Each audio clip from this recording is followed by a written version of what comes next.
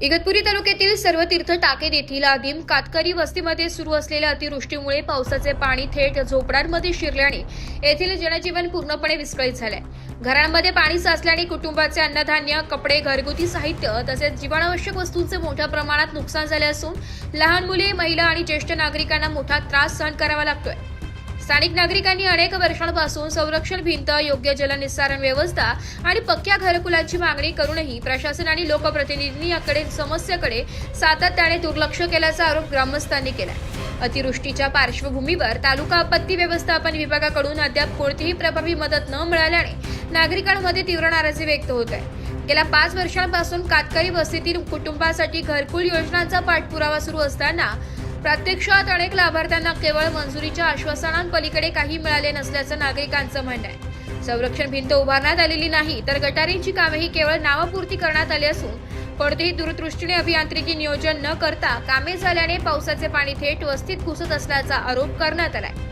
आदिवासी विकासासाठी उपलब्ध होणारा निधी हा प्रत्यक्ष गरजूपर्यंत पोहोचण्याऐवजी ठेकेदार, संबंधित अधिकारी आणि काही स्वार्थी घटकांच्या टक्केवारीच्या राजकारणात अडकत असल्याचंही संतप्त प्रतिक्रिया स्थानिकांनी व्यक्त केली आहे। परिणामी प्रत्येक पावसाळ्यात कातकरी समाजाला जीव मुठीत धरून राहावे लागत असल्याची खंत नागरिकांनी मांडली आहे। या प्रकरणी पत्रकार राम शिंदे यांनी तालुका प्रशासन आणि आपत्ती व्यवस्थापन विभागाने तात्काळ घटनास्थळी भेट देऊन नुकसानीची पाहणी करावी, पंचनामे करून बाधित कुटुंबांना त्वरित आर्थिक मदत, अन्नधान्य, कपडे व इतर जीवनावश्यक वस्तूंचे वाटप करावे, तसेच सर्व पात्र कुटुंबाचे घरकुल प्रस्ताव तातडीने शासनाकडे पाठवून त्यांना कायमस्वरूपी सुरक्षित निवारा उपलब्ध करून द्यावा अशी मागणी केली आहे। तसेच भविष्यात अशा घटना टाळण्यासाठी कातकरी वस्तीत संरक्षण भिंत, शास्त्रोक्त पद्धतीने जलनिस्सारण व्यवस्था आणि आवश्यक पायाभूत सुविधा तातडीने उभारण्याची गरज असल्याचंही त्यांनी नमूद केलं। इगतपुरी तालुक्यातील ग्रामपंचायत टाकेद बुद्रुक या ठिकाणी असलेल्या आमच्या कातकरी वस्तीमध्ये गेल्या अनेक वर्षापासून आम्ही ग्रामपंचायत प्रशासनाला, इगतपुरी प्रशासनाला, पंचायत समितीला पत्रव्यवहार केला होता। या सर्व जवळपास 48 कातकरी कुटुंबांना नव्यानं घरकुल मिळावे, घरकुल 4 वर्षापासून मंजूर आहे। त्यानंतर आज या ठिकाणी झोपड्यात आहे, घरकुल काही शासनाने अजून दिलेलं नाहीये। जागेच्या समस्या, ह्या समस्या, आता या ठिकाणी जागा ऑलरेडी आहे, या ठिकाणी लोक राहतात, मग या ठिकाणी घरकुलाचे पैसे द्यायला काय हरकत होते? ह्या सर्व आमच्या आदिम कातकरी लोकांनी घरकुलं बांधून घेतले असे तर आज त्यांच्या घरात पाणी नसतं। आता या ठिकाणी रस्ता वगैरे केला, ठीक आहे, गटारी त्या नावालाच केला, त्या गटारीमधून पाणी पास होत नाही। पूर्ण कातकरी नगरच्या वस्तीतल्या सर्व घरांमध्ये आज पिण्याचं म्हणजे पावसाचं पाणी, पिण्याच्या पाण्याचा प्रश्न लांबच आहे, परंतु आज पावसाच्या पाण्यामुळे त्यांचं जनजीवन या ठिकाणी विस्कळीत झालंय। आज जर बघितलं या 4-5 वर्षापासून मी देखील एक सामाजिक कार्यकर्ता म्हणून या सर्व नागरिकांची या ठिकाणी प्रशासनाकडे बाजू मांडतोय, तर प्रशासन देखील आज गेंड्याच्या काठीचं झालंय। आज अक्षरशः जीवन मरणाचा प्रश्न या ठिकाणी आमच्या कातकरी बांधवांचा या ठिकाणी उपस्थित झालाय। अतिवृष्टीचं पाणी पूर्ण वस्तीमध्ये गेलंय। आज बघितलं तर अक्षरशः लहान मुलांना, अक्षरशः पशुपक्ष्यांना सुद्धा म्हणजे इथं वाचवण्यासाठी प्रयत्न होत आहे। मावशी, काय परिस्थिती तुमच्या या वस्तीमध्ये आपल्या? आमच्या वस्तीत असं आहे, मुलाला बसा जागा नाही, बाहेर निघा जागा, एवढ्या घरांमध्ये गेले पाणी। घेतलं बोल ना आम्हाला निघता येत नाही, बसा एवढ्या घरांमध्ये पाणी आहे, फार बुडं आमचे घर आलेत, आमचे पोरं पार पाणी मरा आलेत। आम्ही राहावं कसं, जगावं कसं? स्वतः येऊन पहा, आमचं स्वतः असं कुठून पहा, डोळ्यासामने येऊन पहा, फार आमची परिस्थिती कशी आहे। बरं माणसं, काय तुम्हाला शासनाकडून काय अपेक्षा? आता नेमकं आपण इतके वर्ष पत्रव्यवहार करतोय, कोणी आपली दखल घेत नाही, काय नेमकं? आता फार कागदपत्र भरून घरकुलं मंजूर झाले तर मग ते घेतलीच नाही, तर त्यांना काय करावं? आणि आता ही काल रात्रीपासून पाऊस पडतोय, नेमकं ही परिस्थिती काय? घरामध्ये बारीक पोरं बाळा, तुम्ही कसं काय जगावं? पुढं राहावं, पुढं पसावं, तुमच्या मदतीला या ठिकाणी कोणी आलं का आतापर्यंत? काका 2 मिनिटं, काका तुम्ही इकडे या। कालपासून बोलली तर कोणी येत नाही। हे नेमकं शासनाकडे आता काय मागणी? कोणी मदतीला आलं नाही, झोपडपट्टीमध्ये सगळं पाणी घुसलंय, नेमकं काय मागणी?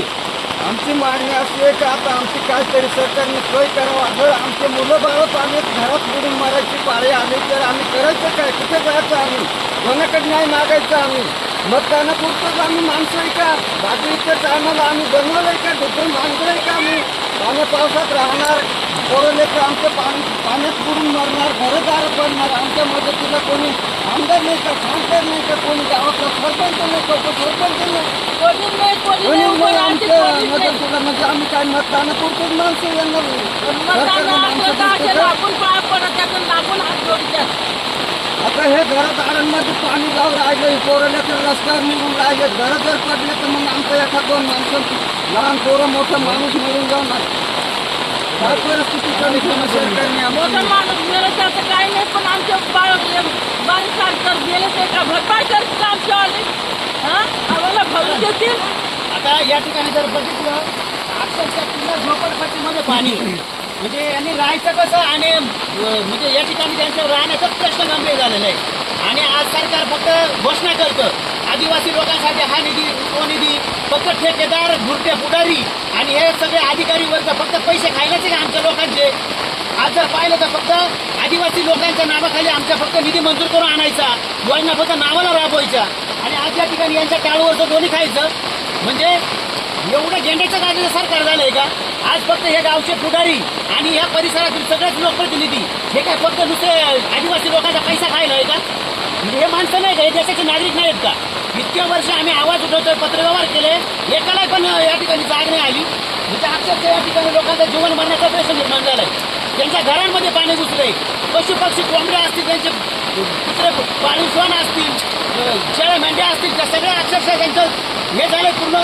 म्हणजे लहान लहान मुलं बरोबर महिला माता भगिनी डिलिव्हरी झाली काही आहे. म्हणजे असं पुढं सर हे राहतं का? फक्त मतदानापुरतं या लोकांकडे येणार का तुम्ही?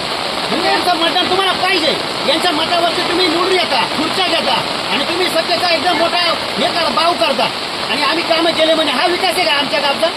टाकेद गावचा हा विकास आहे का? म्हणजे माझी प्रशासनाला एकदम मनापासून आणि कळकळीची विनंती, याच्यानंतर या वाडीमध्ये सुद्धा कोणी मतदानाला यायचं नाही, तुम्ही सुद्धा मतदान करायचं नाही. मतदान करणारच नाही.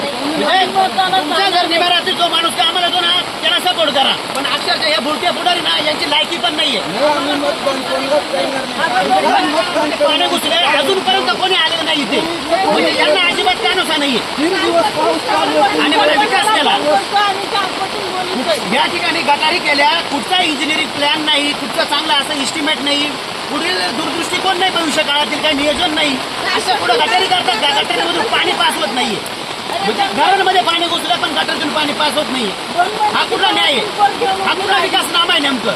हा नुसत्या विकासनामाच्या गप्पा करायच्या आणि आम्ही हे केलं आम्ही ते केलं, काहीच नाही केलंय तुम्ही. हे जे केलं हे तुमच्या समोर दिसतंय. तुमच्या कर्माचे फळ आता ही जनता येणाऱ्या निवडणुकीमध्ये तुम्हाला दाखवेल. हा गोरगरीब जनतेला तळतळ तुम्ही घेतलाय. म्हणजे 4 वर्षापासून आम्ही भांडतोय, पण अगदी त्यांच्या रेशन कार्डपासून अन्नधान्यापासून तुम्हाला त्यांची लाज वाटाना सदर करा ना तुम्ही. म्हणजे तुम्ही माणसं आहे, हे माणसं नाहीत का? माझी प्रशासनाला मनापासूनची विनंती आहे, इगतपूरचे तहसीलदार साहेब असतील, आमदार साहेब असतील, यानंतर इथले तलाठी मंडळ अधिकारी सर्व असतील, ग्रामविकास अधिकारी असतील, सर्व प्रशासनाला माझा सत्य इशारा आहे की तुम्ही आजच्या या वस्तीचा पंचनामा करा.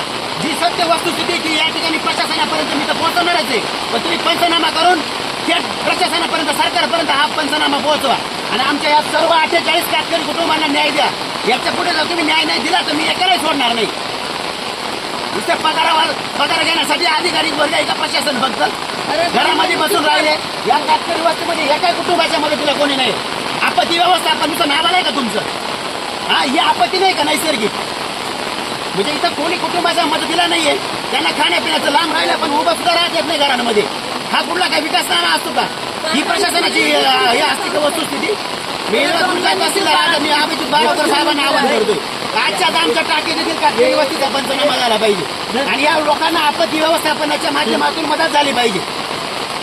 इकडचा व्ह्यू घ्या. 2 महिन्याची बाळातून पोर घेऊन राहिली पाहिजे.